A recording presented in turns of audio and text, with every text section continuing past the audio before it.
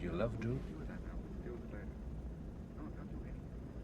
Just stay exactly where you are. Do you love Drew? He's not gonna get a better offer. You mean like you loved Mom? Forget about me, Mom. Are you gonna marry him?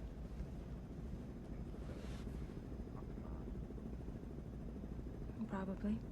Listen, I'm crazy about the guy. He's smart, he's aggressive, he could carry parish communications into the 21st century and me along with it.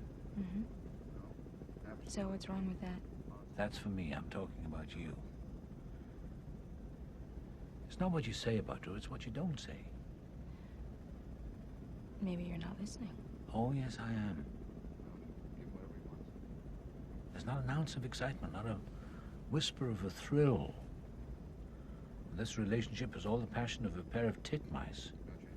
I want you to get swept away. I want you to levitate. I want you to sing with rapture and dance like a dervish. Oh, that's all? Yeah, be deliriously happy, or at least leave yourself open to me. Okay. Be deliriously happy. I shall do my utmost.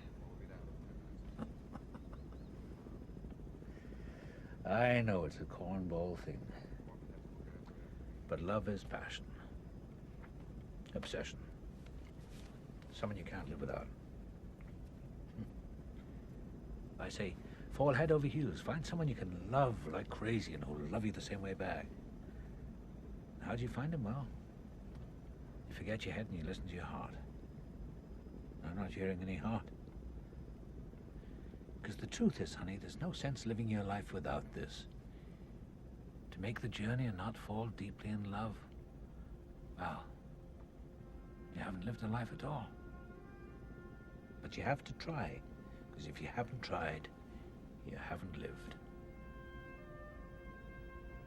Bravo. Oh, you're tough. I'm sorry. Okay. Give it to me again, but the short version this time. Okay? Stay open. Who knows? Lightning could strike. Yeah.